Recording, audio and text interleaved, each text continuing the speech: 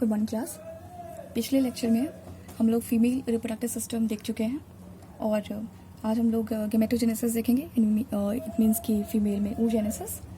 तो आइए स्टार्ट करते हैं। पहले पेज डिवाइड कर देते हैं। ओके, प्रोसेस का नाम क्या है? oogenesis। oogenesis मतलब जेनेसिस ऑफ ओवा या ओवम, formation of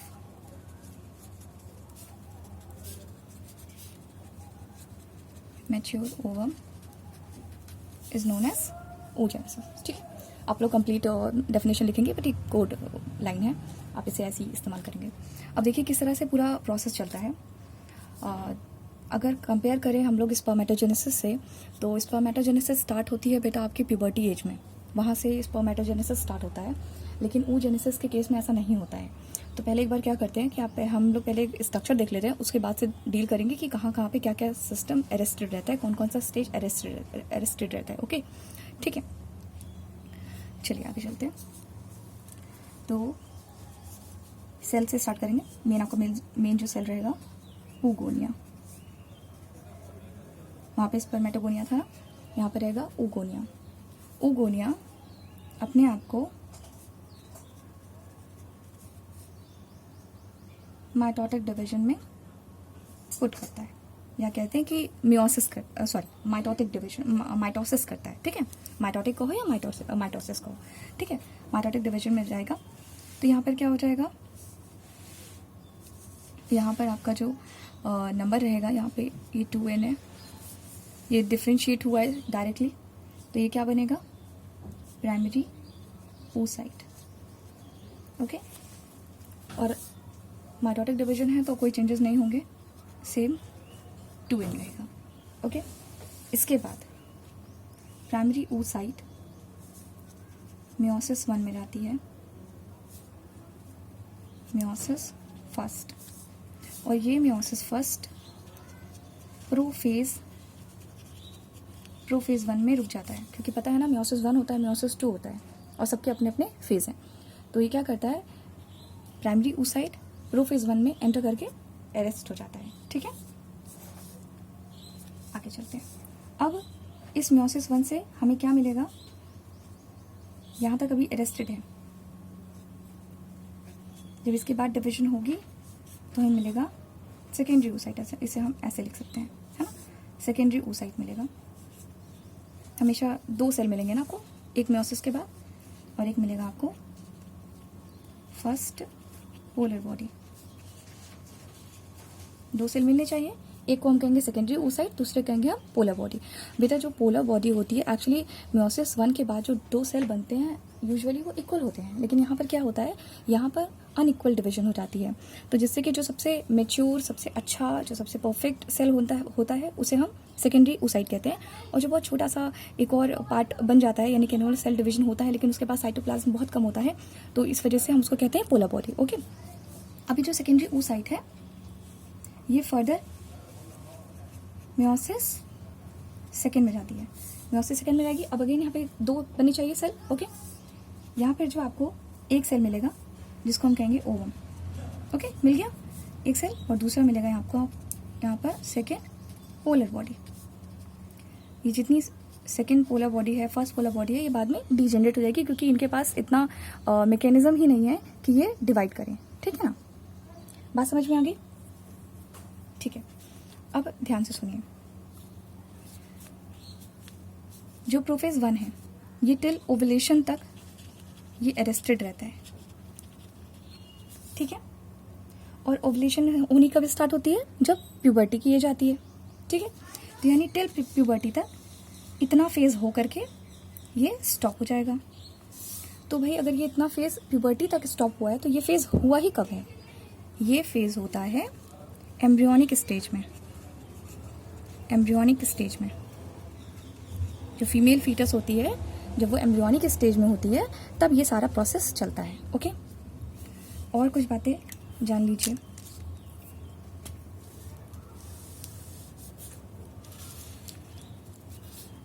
इसके बाद एज यूजुअल यहाँ पर आपकी प्यूबर्टी आ जाएगी। प्यूबर्टी के बाद सारा प्रोसेस एज इट इज चलने लगेगा, यहाँ पे कोई इशू नहीं है।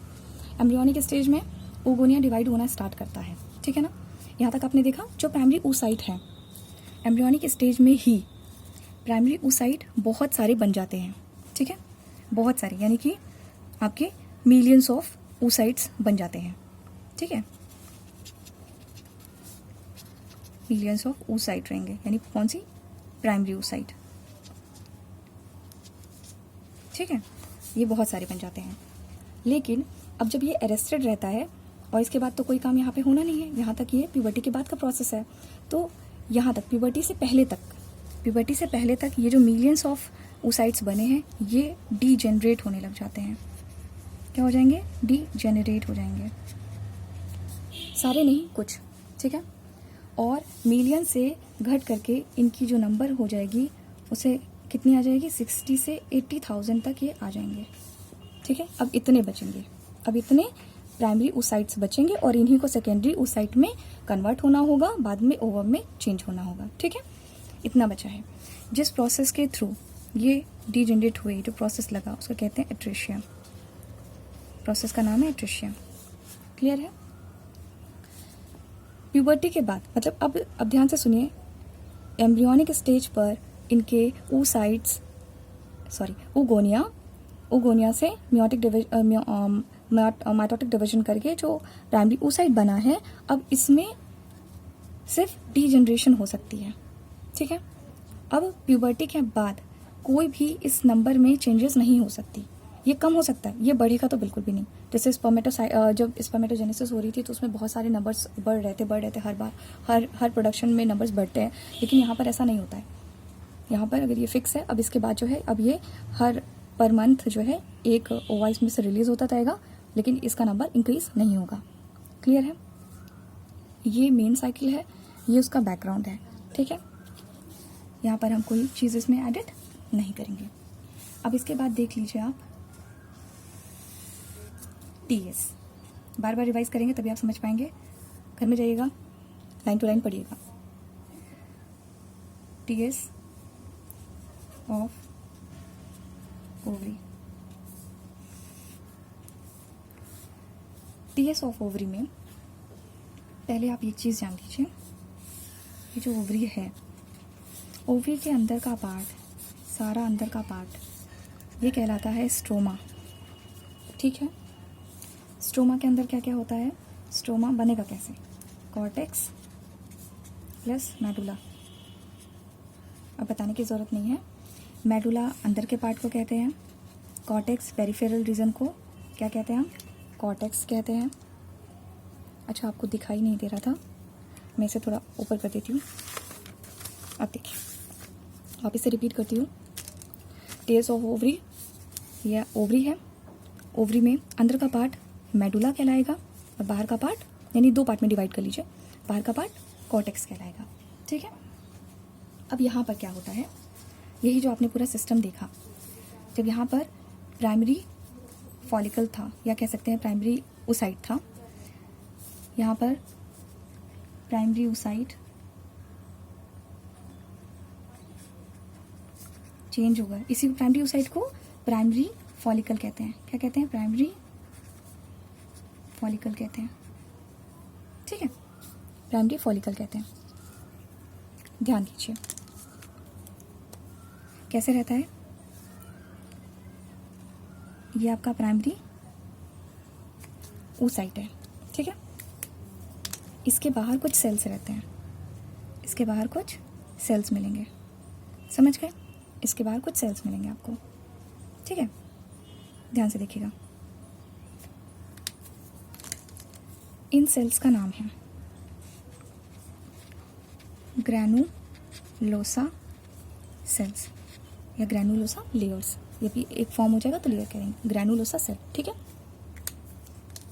अब इसके ऊपर एक लेयर और आती है,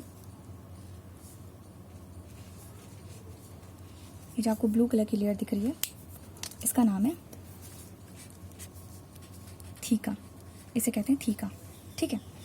अब ये कौन सी स्टेज है, प्राइमरी, यानी कि प्राइमरी oocyte की स्टेज है, या हम इसे कह सकते हैं प्राइमरी फॉलिकल की स्टेज है। अब बेटा जब ये सेकेंडरी बनेगा सेकेंडरी क्या बनेगा, सेकेंडरी oocyte बनेगा। तो क्या चेंजेस आने चाहिए, इसमें जो ग्रैनुलोसा लेयर है इसका लेयर बढ़ जाना चाहिए। ठीक है, क्या हो जाएगा, लेयर बढ़ जाएगा, ये और मोटी हो जाएगी लेयर, और नंबर्स के हो जाएंगे। ठीक है, समझ में आया। सेकेंडरी से ये आपकी टर्शरी फॉलिकल्स बनेंगे। क्लियर है, टर्शरी फॉलिकल्स बनेंगे। टर्शरी में क्या हो जाएगा, और लेयर हो जाएगी। ठीक है, इवन इस टाइम पे थीका जो है डिवाइड हो जाएगा, थीका भी डिवाइड हो जाएगा, थीका इंटरना में और एक्सटर्ना में, थीका इंटरना और एक्सटर्ना में। ठीक है, यानी ये लेयर भी डिवाइड हो गई। क्लियर है। टर्शरी से फिर क्या बनेगा, मैच्योर फॉलिकल, मैच्योर फॉलिकल जिसको हम ओवम कहते हैं। बात समझ में आ रही है, यहाँ से कनेक्ट कर पाएंगे, इसको पहले बना लेंगे फिर साथ साथ पढ़ेंगे, साथ साथ समझेंगे। ठीक है, ओवम, इसका स्ट्रक्चर बहुत ज़्यादा इंपॉर्टेंट है कि ये दिखता कैसा है। ठीक है, प्राइमरी oocyte पूरा रिवाइज कराते हैं, ध्यान से सुनो। ये मैमरी ग्लैंड तो आप पहले से कर चुके हैं, यहाँ से ध्यान देंगे। oogenesis, फॉर्मेशन ऑफ ओवा, ये आपका oogonia माइटोटिक डिवीजन करेगा, प्राइमरी oocyte बनाएगा, न्यूआसिस 1 करेगा, स्टॉप हो जाएगा, इतना करके स्टॉप हो जाएगा। कब तक, ये सब प्यूबर्टी से पहले, यानी ये एम्ब्रियोनिक स्टेज का काम है, कुछ नहीं करना है इसको यहाँ तक। फिर जब एम्ब्रियोनिक स्टेज एम्ब्रियोनिक स्टेज खत्म होके जब आपकी प्यूबर्टी एज आएगी, ठीक है, प्यूबर्टी स्टेज से बाकी का प्रोसेस स्टार्ट होता है। तो यानी प्राइमरी फॉलिकल सेकेंडरी फॉलिकल में चेंज होना स्टार्ट करेगा। ठीक है, फिर वो ओवा बनाएगा। तो ये देखिए, यही वाला पार्ट, यहाँ से लेकर यहाँ तक का पार्ट हम यहाँ आपको समझा रहे थे, नीचे टीएस ऑफ ओवरी में समझा रहे थे कि प्राइमरी सेकेंडरी बना, सेकेंडरी टर्शरी बना, टर्शरी के बाद मैच्योर फॉलिकल बना, तो इसी को हम ओवा कह रहे हैं। क्लियर है, बात क्लियर है। ठीक है, वापिस से देख लीजिए। अब हम इसका डायग्राम बनाएंगे, मैच्योर फॉलिकल का डायग्राम देखेंगे। थोड़ा सा टाइम दीजिए पेपर फ्लिप करने के लिए।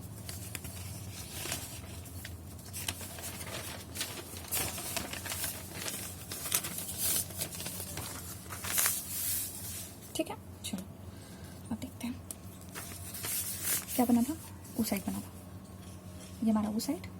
ठीक है, अब इस oocyte के बाहर कुछ सेल्स रहेंगे, समझ पा रहे हो, बाहर सेल्स रहेंगे और अंदर एक कैविटी बन जाती है। ये ऐसे सेल्स हैं, ध्यान से देखो। ठीक है, ये जितना आपको एक लेयर और बना देते हैं पहले, दिख रहा है ना, एक साथ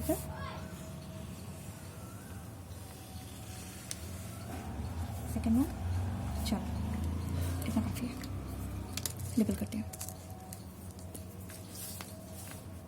ये आपका है oocyte, दिख रहा है, विजिबल है। कलर चेंज करते हैं, इसका नाम क्या रखा हमने, इसका नाम है oocyte। ठीक है, अभी बताए थे oocyte के बाहर ग्रैनुलोसा सेल होते हैं, तो ये रहे आपके ग्रैनुलोसा सेल्स। ठीक है, इसके बाद थीका बताया था, थीका इंटरना और ये थीका एक्सटर्ना। ठीक है, ये है मैच्योर ग्राफिन फॉलिकल। ठीक है, या ओवम का स्ट्रक्चर, ये आता है एग्जाम में, क्या कहते हैं, इसका नाम है मैच्योर ग्राफिन फॉलिकल। ठीक है, इसी को कहिए ओवम। ठीक है,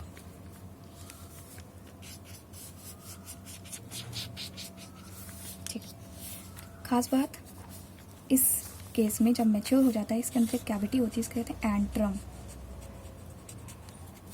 और मैच्योर फेज वही है जिसमें एंट्रम की प्रेजेंस रहेगी प्लस oocyte अब रिलीज होने के लिए रेडी है। ठीक है, तो यहाँ पर आपका oogenesis का प्रोसेस पूरा खत्म होता है, टीएस करा दिया, अब देखते हैं हार्मोनल कंट्रोल।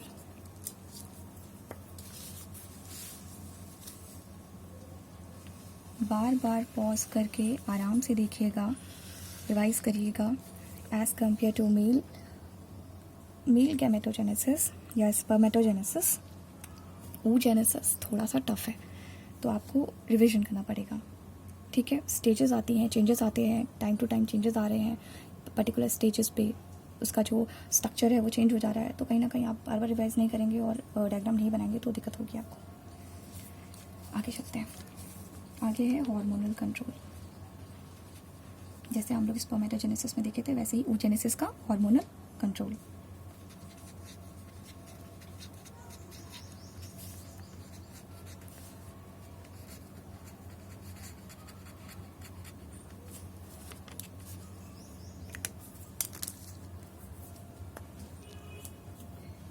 अगेन वैसे ही स्टार्ट होगा। हाइपोथैलेमस रहेगा, हाइपोथैलेमस एंटीरियर पिट्यूटरी को